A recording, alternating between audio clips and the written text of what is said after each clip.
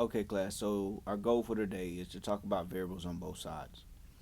And with variables on both sides, what we're going to do is we're going to get one variable alone on one side of the equal sign. So as we're going through the process, that's what you're going to notice, that when we look at these problems, I got a variable on the front and the back. We got to get it to one side, okay? So in order to do that, first thing we're going to do is we're going to always check to see if we have distributive property. Remember, distributive property is our parentheses. Then we're going to check to see if we have combining like terms. All right, that's making sure that we shrink down our equation by combining things that are similar. Then the next thing we're going to do is we're going to move one variable by adding the inverse to one side. This is our new step. Okay, this is the new thing that we got to start doing. The last thing is we're going to simplify the equation by undoing the equation. Okay, that's doing the opposite of whatever we have for us to do. All right, so let's look at the first example. In our first example, we got 12x plus 15 equals 35 plus 2x. To help us along the way, we have these 4 hints off to the side. That way we can kind of keep on track of what we're doing. So the first hint stated that we have to move the variable on one side. So before I do that first hint, I'm going to go ahead and split my equation down the middle, giving me 2 sides of my equation. Got the front side and the back side. So because of that, hint 1 says we're going to move the variable on one side. We already should notice that we didn't have parentheses, nor should we have to combine like terms. That's when we get the chance to move that variable. Okay, so I'm going to take the variable that's at the back. In this case, it's positive 2x, and I'm going to move it to the front. Okay, so if I take this positive 2x, draw me a little arrow showing that I'm moving it. Whenever I cross that line, my sign changes. So if I'm positive in the back, in the front, I'm going to be a negative. And I'm going to line it up with my other variable so that way I can combine them easily. Okay, so I line it up with a 12x. Now what we have is 12x minus 2x. That's going to give me 10x. I did not use my positive 15, so it comes down. And I didn't use my 35, so it also comes down. Now, hint 1 is done. Hint 2 says we got to eliminate adding or subtracting. This is working on undoing the operations that are given. So if I'm undoing my operations that are given, the next thing I got to do is undo adding and subtracting. The only thing that got a plus sign is just positive 15. So that means I'm going to take it, move it to the other side. When I do that, sign changes because I'm crossing my equal sign. That's going to give me a negative 15 over here. Okay, that one went away, leaving me with 10x on this side, and 10x got to come down. Now we got 35 minus 15. That's going to give me 20. Hint 2 is done because we eliminate the adding and subtracting. Hint 3 says that we got to eliminate multiplying and dividing. We got a 10 beside our variable. Okay, so that's basically 10x. So for me to separate that, I got to divide by 10. That's going to leave me with x by itself. Okay, and then we got 20 divided by 10 is going to give me 2. Hint 3 is done, and we found out that our solution, which is hint 4, is going to be a positive 2. Okay, so that's example 1.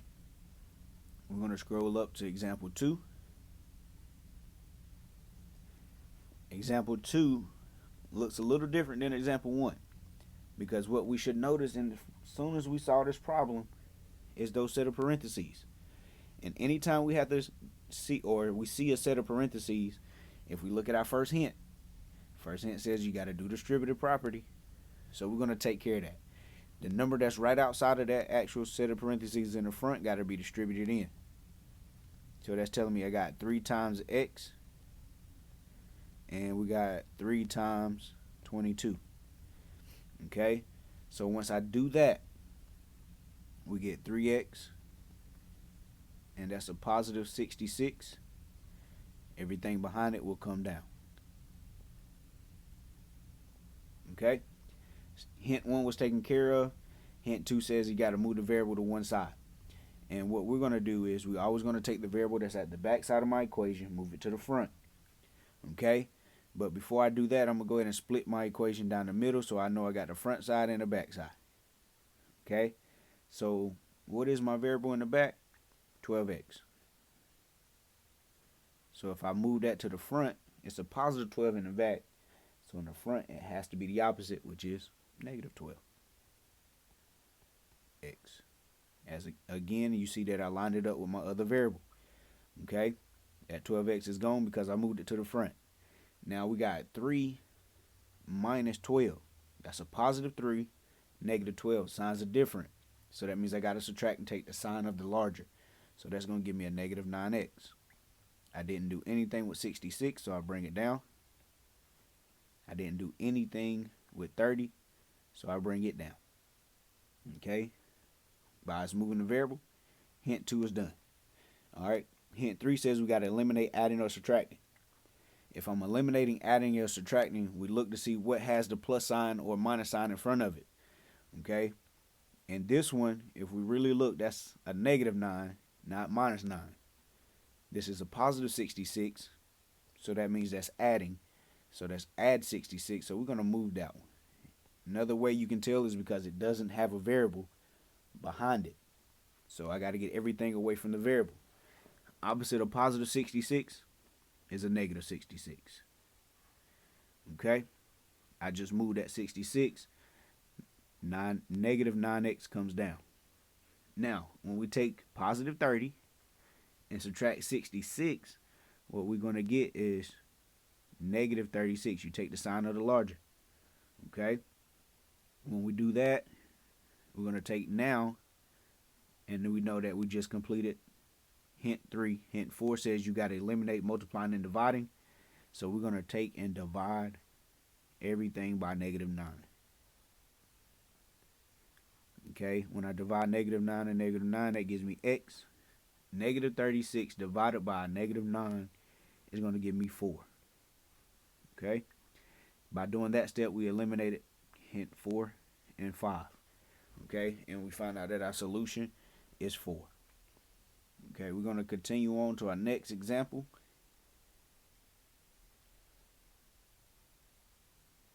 The next example, yet again, as you move through, first thing that comes to mind is those sets of parentheses. So because of that, step 1 says we got to do the distributive property, or hint 1. So let's take care of that. So we're going to multiply 3 times x. And we got to multiply 3 times 1. That's going to give me 3x plus 3 minus 5, because I didn't use it. And we bring down the 5x and the negative 2. After I distribute, I bring down what I didn't use. From there, I'm going to go ahead and draw a line down my equal sign because distributive property is taken care of. Okay? Step 2, or hint 2, says combine like terms. Okay? When it comes to combining like terms, you check both sides of your equation. In this front side here, when we look at it, this is my front. Okay? In the front side, I got 3x, I got a positive 3, and I got a negative 5. Nothing on that front side has a variable. But what you should notice is we have 2 constants, a positive 3, negative 5. So I can combine those because they're on the same side. So if I do that, that's going to bring down 3x. Now that's a positive 3, negative 5. Signs are different. So since my signs are different, I'm going to subtract and take the sign of the larger. That's going to give me negative 2. And I bring down everything else I did not use. Okay? With that, hint 2 is done. Hint 3 says you got to move the variable from one side, from the back side to the front. We're going to move it to one side. We always going to stick with the one that's in the back. The variable in the back is a 5x. We're going to move it to the front. Okay? When I move it to the front, the sign changes. That's going to give me negative 5x. Draw my line, mark that one out. Positive 3, negative 5 makes negative 2x. Everything I haven't used yet comes down. Alright, hint 3 is done. Hint 4, eliminate adding and subtracting. Negative 2, got an x beside it, can't use it. The other negative 2 has no x beside it, so I can use it. So this one has to be moved to the back. When I move it over, it becomes its opposite, which is a positive. All right, I can mark that one out, bring down my negative 2x. Negative 2 plus 2 is 0. Opposite signs you subtract, that's what we get. Then lastly, we just completed hint 4. Hint 5 is when we do it, it's going to be multiplying or dividing. In this case, we got to divide by negative 2. When we divide by negative 2, we find out the value of x is 0. And that's hint 6, which is our solution. Okay? Those are the 3 examples that we're going to go over. So at this time, I want you to pause your video, complete these 3 examples. All right. We're going to complete those 3 examples together in class. So we're going to continue to move forward in the notes. What you have here is the rules. Now, when it comes to variables on both sides, what end up happening is we start to develop 2 rules that are going to take place. Okay? We're going to have what we call a true statement, and the other ones is going to be a false statement. But they don't call it true statement and false statement on any test that we have. It has a specific name that we got to use. Okay, so we're going to go over this problem, and then I'm going to give you what the name of it is. All right, so let's solve this problem real quick. Step 1, make sure we got parentheses distributive property.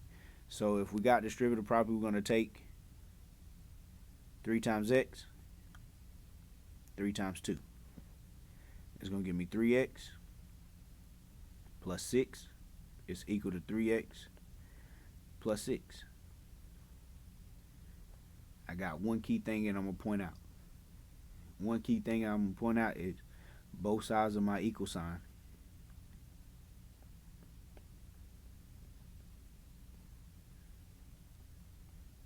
are the same.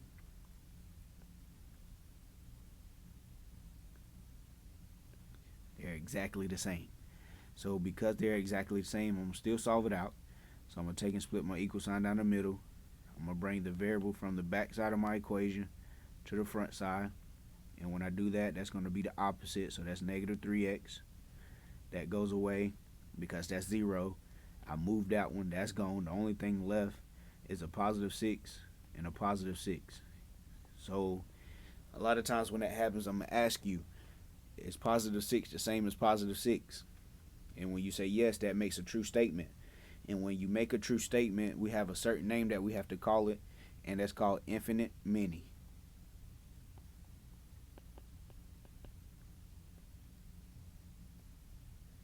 Okay, so the true name of a true statement for solving equations with variables on both sides is going to be called infinite many. Okay, that's the first rule that we are now adding in, and we have one more that we got to go to, and it says that when you solve an equation, you will end up with a false statement, and the solution will be blank. So let's look at this example first, and then we'll talk about what is that called. Okay, same thing. First thing I see is parentheses, so I take care of that. So when I take care of my parentheses, we're going to do 3 times x, and then we got 3 times 2. That's going to give me 3x plus 6 is equal to 3x plus 2. Okay? One hint that we should notice about this one. You got a 6 here, and we got a 2 here. All right. What we have here is different constants. Okay. When our constants are different, that means we're going to have this new or a false statement. Okay. If we have a false statement, we're going to solve this problem out a little bit more and we'll see why it becomes false. So I'm going to split my sign down the middle. Okay, I'm going to take my variable from the back, move it to the front. Opposite sign, that's going to take care of that. This one is gone. 3x minus 3x, 0. So that's gone. That's going to give me positive 6 left over here is equal to positive 2. If you notice, that's a 6 and a 2. They're not the same. So when that happens, the type of solution that we have is called a no solution. It cannot happen. Okay? So those are the types of rules that just been added in, and we're going to continue up. Here you have two problems that I want you to try.